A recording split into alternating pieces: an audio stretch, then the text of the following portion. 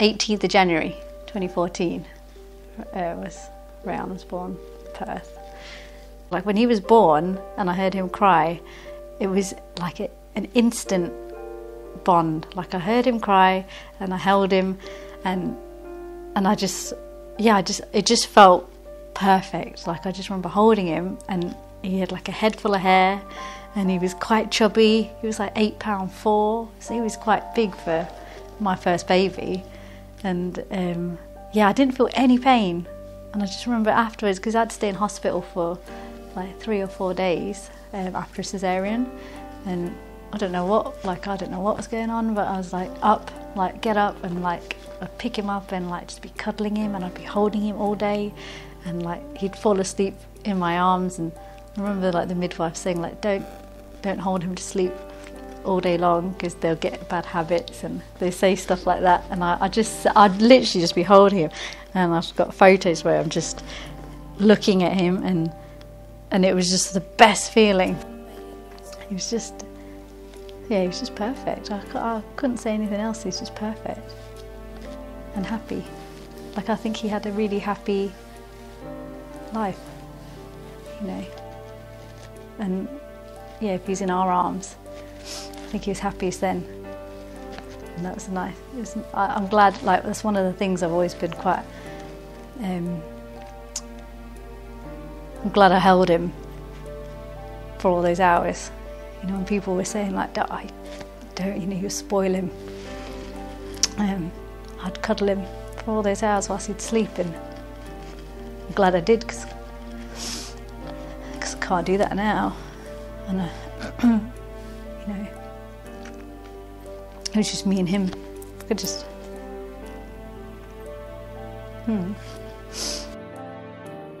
So this is now Saturday. So Saturday, 31st of Jan. He was still okay. He was having a little dance in the car. He was in his car seat, like the music. He loved music, so he was like dancing, and then he was just like looking around. And you know, we went in, and I remember having like his water bottle and his little Mickey Mouse comforter, and like we were just walked in, and then you just have to sit and wait. And then he just started crying a little bit, so he was just a bit unsettled, and Rich was holding him, and it was just like I can picture that it's a waiting room full of people and everyone's waiting to be seen, and it's quite a big medical centre, so we were just there, and like I remember Rich was just trying to settle him, and then I was like, okay, pass him here, like maybe he'll just need a cuddle from me just to calm him down. And then he was just really bothered, like, you know, he wouldn't, it just wasn't himself, like I could tell. And then like I gave him back to Rich, and I just remember he was crying, and then his cry changed, and I just knew something wasn't right. Like his cry was, I hadn't heard it before, and like as the mum, like you know their cries, you know this, you just know. And it was like he was confused. He just did a few cries like he was confused, and I remember going, Rayaan, like, you know.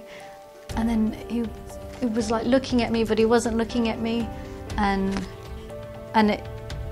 we were just standing there. We were standing up, and he was crying, and then he just froze. Like he just, he literally just went still.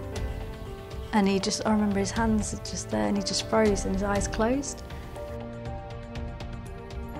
And the next thing we know, like we're in this room, and all these nursing staff and all these doctors and everyone were coming up to us going like, oh, you okay? And you know, like, is there someone we can call? And the consultant, I remember, was coming up to us asking us a lot of questions, like, do we smoke? Do we have asthma? Do we have any allergies? Does Rayaan have... It's like just really unusual questions, and we were like, no, you know, he's fit and well. But then he goes, you know, we've taken an x-ray, of his chest, but there's something that just looks a bit unusual, and he said it very casually. A head consultant, like radiography, so you know, this older gentleman came in, and I remember him coming up to us going, I can't remember his exact words, but I just remember him saying, like, you know, there's something not right with Rayaan's lungs, and we were just thinking, oh, pneumonia, and he was like, no, there seems to be something else going on that we can't quite explain at the moment. So he said, oh, but you know, let me show you the scan. So he sat us on it, and it was, you know, like, it was like the little reception area of the ICU, and just on like this laptop he brought up the x-ray, and he showed us like he showed us a picture, and he said, oh, this is normal lung tissue, this is what it looks like. And then he scrolled down and he said, and this is Rayaan's lungs, and it was just it was what you describe as like cysts, so just loads and loads of like air-filled cysts which had destroyed all the healthy lung. And he goes, you know, this is showed us one of them. He kept scrolling down, and there was just more and more and more. I can't remember how much, but most of Rayaan's healthy lung tissue had been destroyed by this cystic condition, which we didn't know at that point what it was. To see that picture, it was just horrible anyway. But then to look at it, and just, we were like looking at the consultant like, what's he trying to say? You know, like, and he was like, we don't quite know what it is. And he goes, and it doesn't match the way your little boy looks, because he's big and he's strong and he's thrived, as I said, like he's not been unwell. And he goes, these lungs don't match that physical appearance. He goes, you know, that would expect that in like someone who's very sick, unwell little child, but he goes, so we don't know what's going on. It was at least like a week when we didn't have any explanation. So Rayaan was sedated, and we were just in this room with him, just by his side, just waiting, like. And then they'd give us like a list of, like, here's a few things it could be, because they knew we had like some medical knowledge. It could be this, this, this. And I remember Rich was like really trying to read and understand and pick out, you know, he thinks it's this one or this one. And they were like, yeah, we'll just do a few more tests. And it was more like elimination. So like, okay, it's not that, that leaves these. And then they were getting rarer and rarer. Like, there were these, I'd never heard of any of these conditions. And there was one on there which was Langerhans cell histiocytosis. And it seemed to match what he was presenting with. And in the end they had to do like a little biopsy of the little rashes he had. So he had one like under his armpit, and he had like behind his ear. They took like a little biopsy from there, and that's how they got a diagnosis.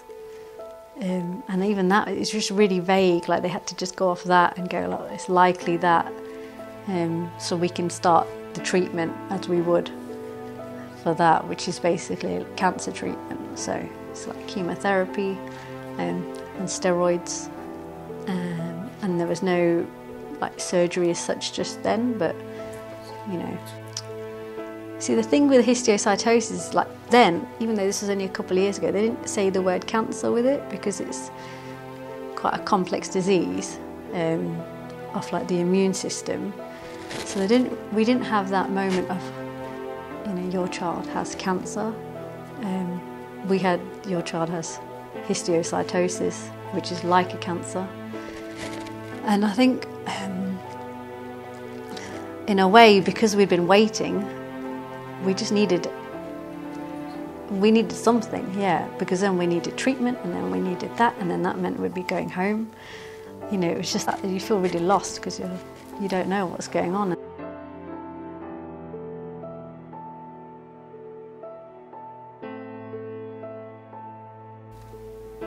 Like, I've never spoken about it before, so it's big to open up.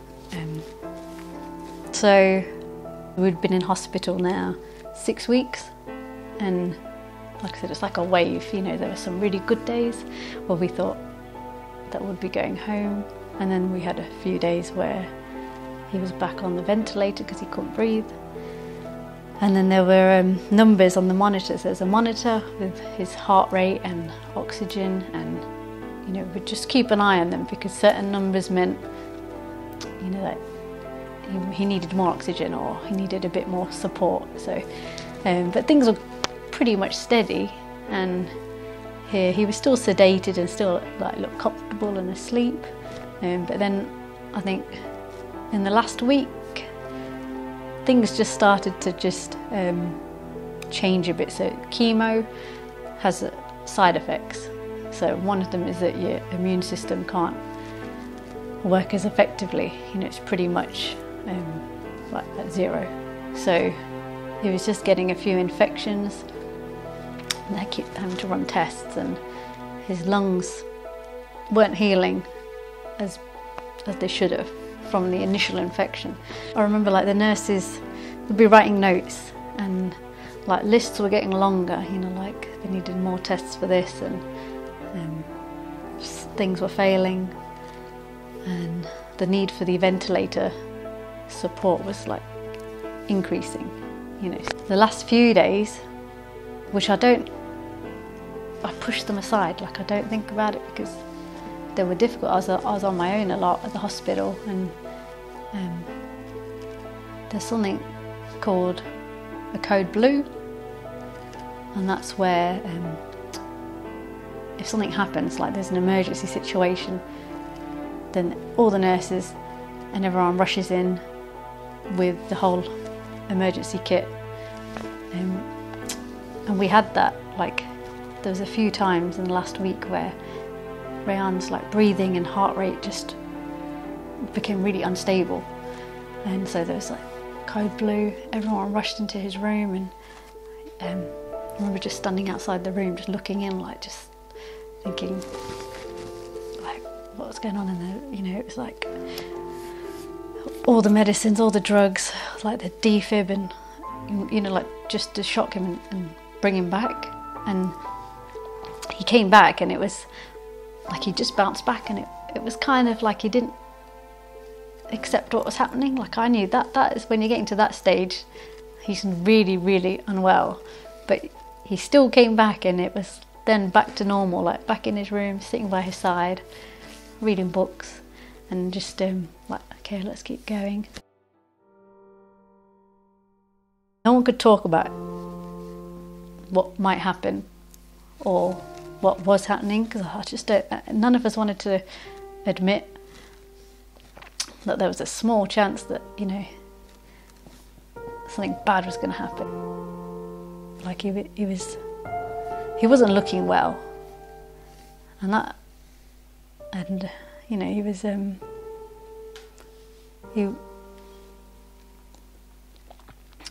he didn't look, you know, like our little boy, like how we see him.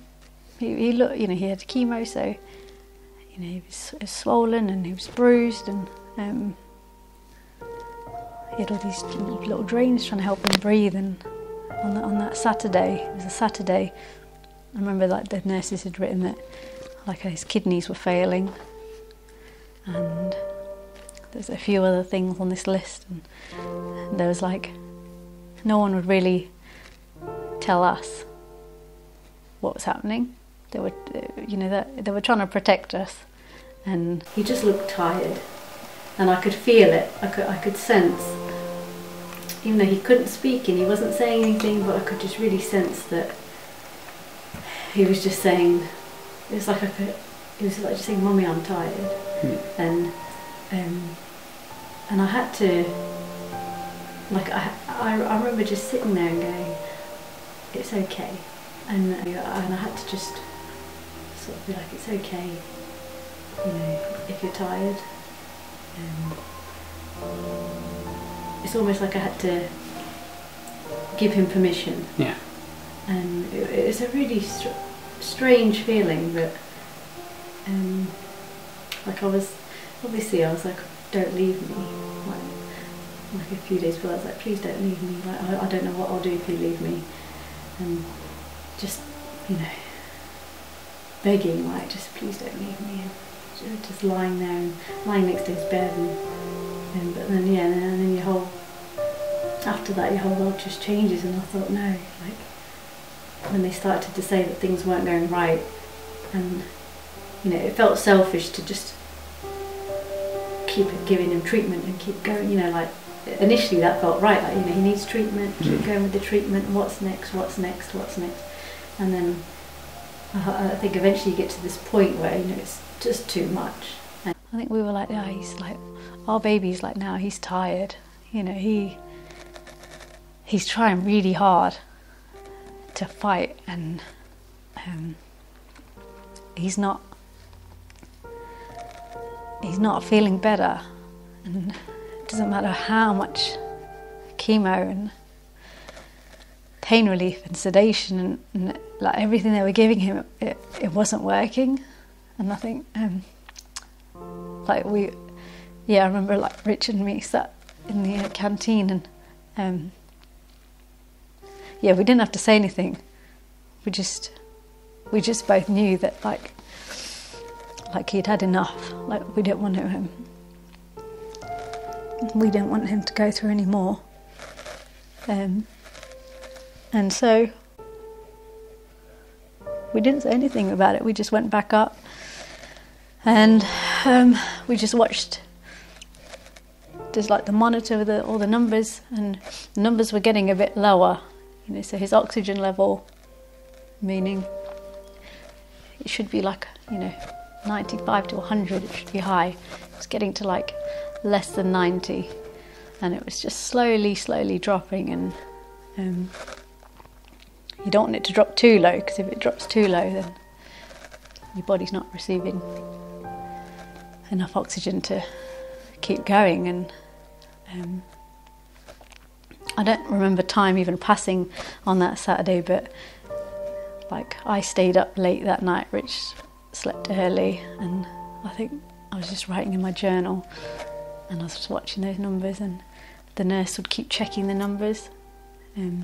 There'd be like a little pulse, it was like a little beep, you know, the light they'd put on your finger, and she kept moving it around to try and change the numbers, you know, to try and get a better number, because it was, I think it was down to like 70 by the end of that night.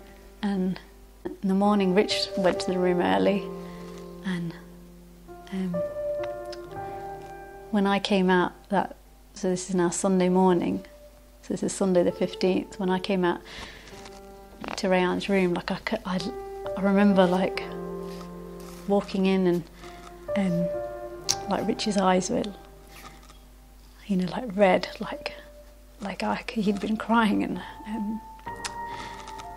you know, sometimes you only need to look, you just need to look at like your husband, and didn't need to say anything. And like I went over, I always used to go like, you know, good morning, Rayaan. And I remember like holding his hand, and you know, it was like his fingers had changed colour, and the number on the screen was now 50.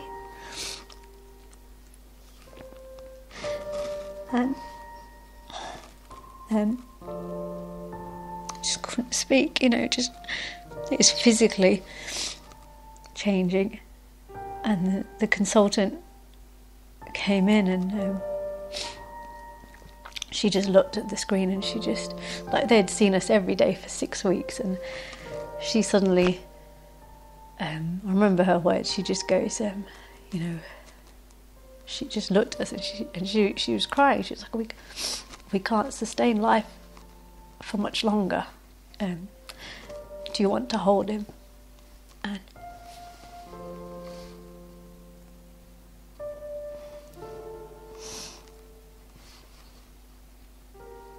And like, you know,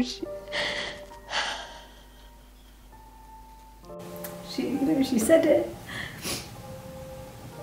and that minute it was, you know, that minute it was real. It was, I just remember just you know, just screaming out like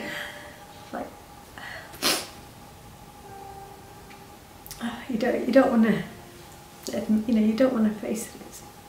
That's actually going to happen. And she said, you know, we could hold him. So they took off all the tubes, and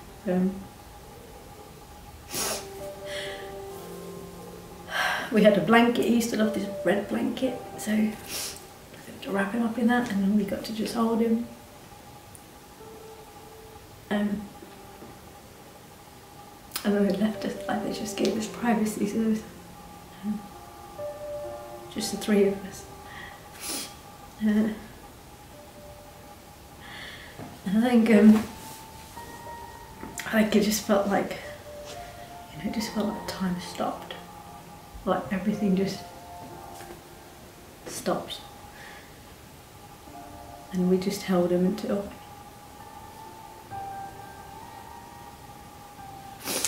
it's time.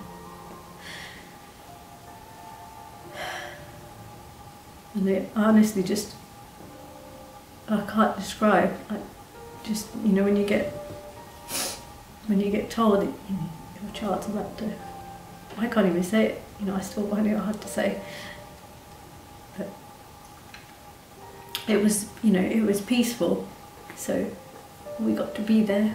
It wasn't, you know, there was a scare like earlier in the week that we were going to get a call in the middle of the night, or, you know, all these like code blues where it was like all of a sudden, and it wasn't like that. It was very peaceful, and it was in our arms. And, you know, but yeah, the actual reality of like all those weeks, you know, every day just hoping, really, really hoping that it has to be okay, and then to get to that day. And I remember it was, of all the days, it was Mother's Day,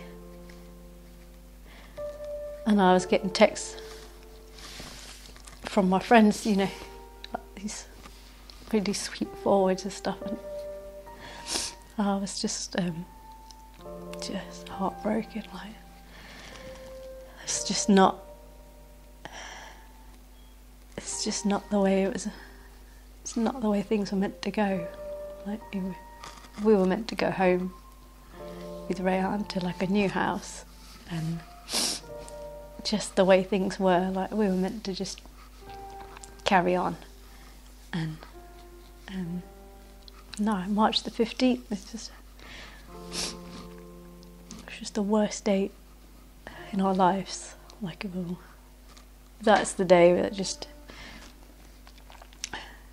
forever changed us.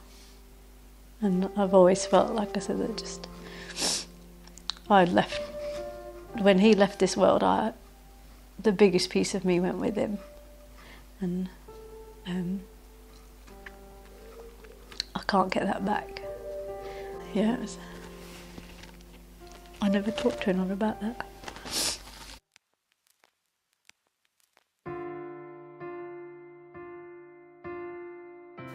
Yeah, life just changed instantly, and I guess I carry it around all the time, and everything that happened afterwards, like I carry that weight. Rich carries it, you know, like we can feel it, but no one else sees that side, because you have to, you know, you have to get up and you have to keep going. And I think that's the hardest bit. I think, you know, like time just keeps going. Like, it's the next day, it's the following day, another day, and it's just everything else is moving and you're sort of stuck where you were, like that day or in that moment when everything happened. But yeah, the world just will carry on, and it's hard to be in that place, you know, from the moment you wake up. That how can life just carry on when your life is completely not what you know? It's nothing like what you thought it was, especially when you go through pain and you go through loss. You just see things completely differently, and it does define like who you are, and I guess how you think things through. And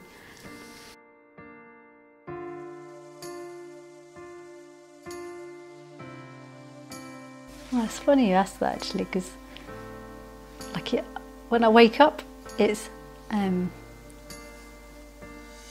hard to wake up happy.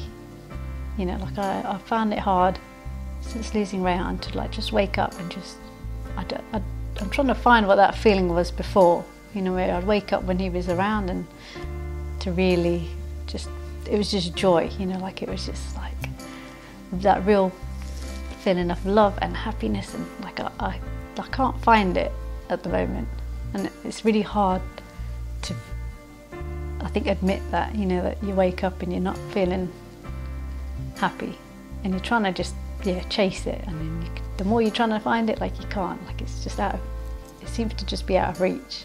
And I try and like do everything I can with Kian and Anaya and family life, and as much as I can to sort of be normal and sort of have this face of like everything's good, everything's getting better, everything's, you know, but yeah, without, you know, I think without Rayaan here, it's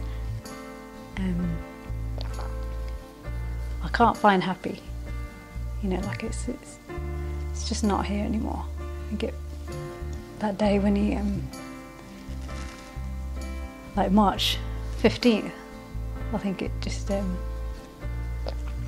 that part of me went with him. Now it's just empty. You know? Yeah, he was my happiness. He was just, he was my whole world. So you take that away, and then you're just trying to put the pieces back together, but they don't quite fit as they should. So, you know, that's the hard bit of the day. You know, how, like, what I find it interesting, like what does everyone else wake up and what is their drive? What's making them happy? And like, how are they getting through the day? Because I find it hard, and I don't know if this is going to be a point where that's going to suddenly just disappear, or if that is just the way of life now. Like, is it just, that's just the way things are? Like, that weight's always going to be there. Just keep finding ways to get through. Yeah, that's the truth. Like, I think that's how it really feels. It doesn't matter what it looks like on the outside. It's a big part of you that's just, you know, taken away. So yeah.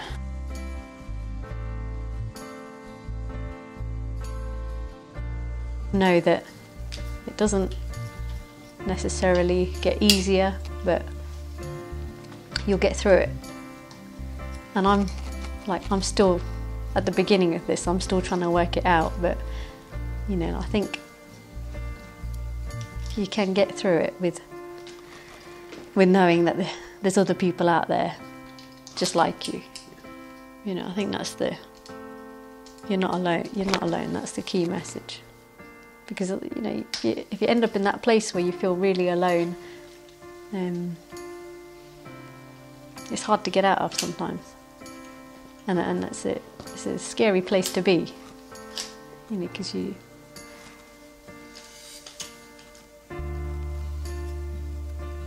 sometimes you need someone else to help lift you out of it when you feel like you can't do it by yourself. So maybe that's what we can do.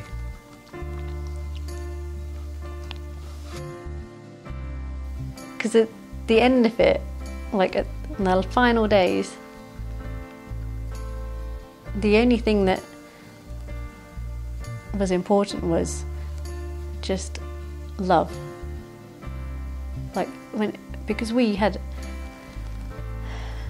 knew something, it was going to happen, you know, like on that night before, and then on the day when we knew something bad was going to happen. I remember sitting there thinking, like, what do I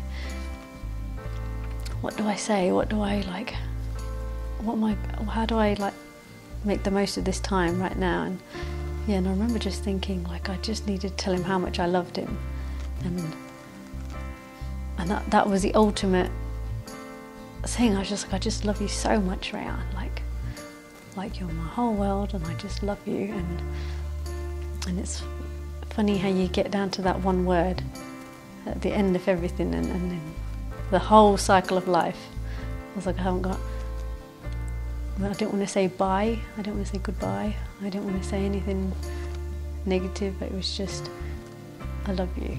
And so I think the chapter would be love. It would just, the whole journey was, the whole feeling of hope and strength and everything was just based around all our love for him, and as his parent and as his mum. Yeah.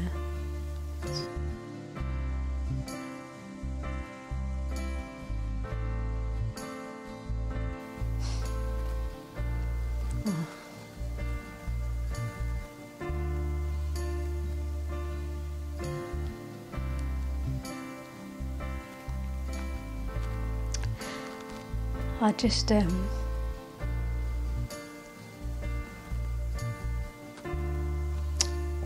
I just want to know he's okay.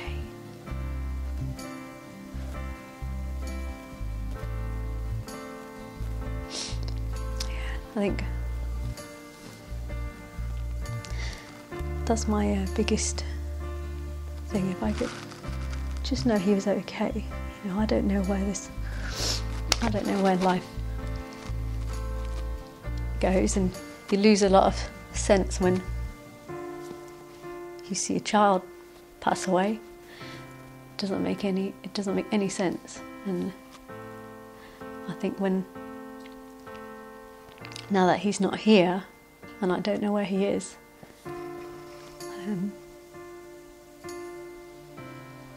I'd just like to know that he's okay. Know that he's not, ultimately he's not suffering, and he's not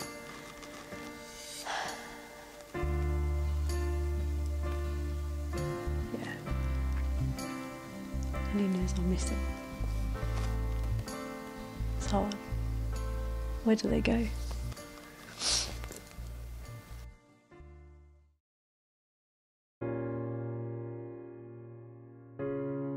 I do think, like, if I have to tell someone about what's happened, and I'm just, you know, like quite like emotionless, you know, just like this is what happened, blah blah blah, and I just feel like they might be like just looking at me like, why is she not like crying, or why is she just like okay? Why does she look okay?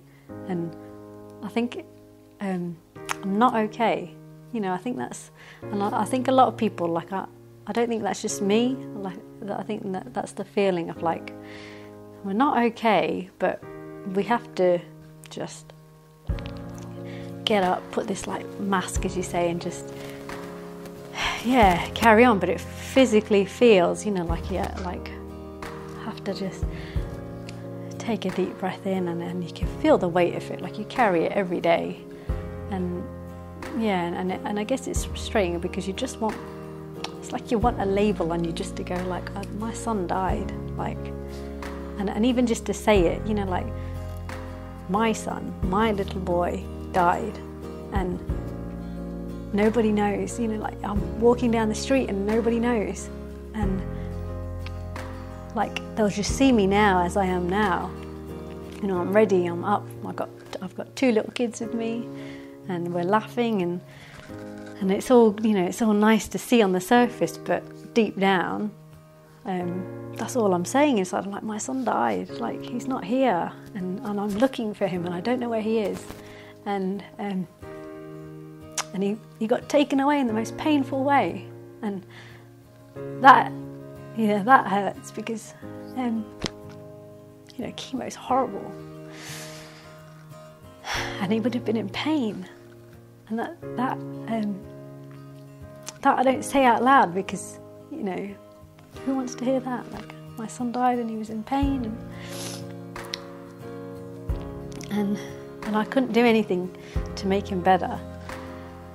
And I carry that, you know, you carry that with you. You carry your child's pain, like, because you do anything, you know, even if they fall over and they bump their knee and they get a little scratch, and you do anything to make them feel better. And I, you know, even now when you see people and they're like worrying over their kids, and you just think, oh, I've seen the worst pain, like the absolute worst pain, and the absolute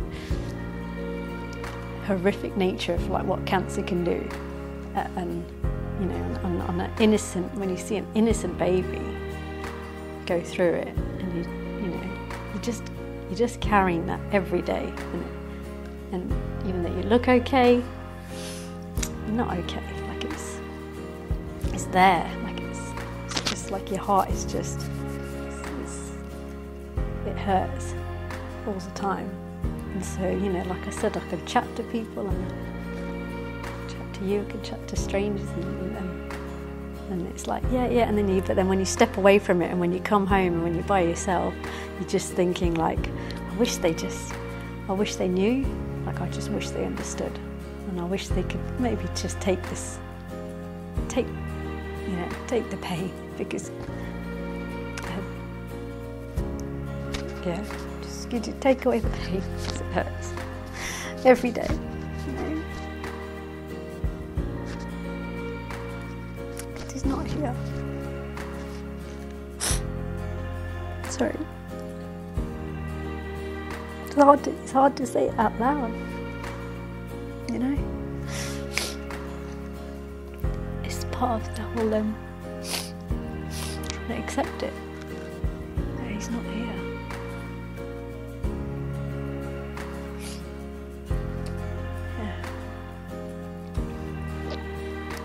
Everything I do, I promised I'd do it for him, you know. Everything I'll do for Rayaan, it will underpin, you know, every choice and everything I want to achieve in life that's significant. He is my driving force. And, you know, I'm really proud to say I'm Rayaan's mummy. You know, I like to just be that little title, and you know, I still feel that pride.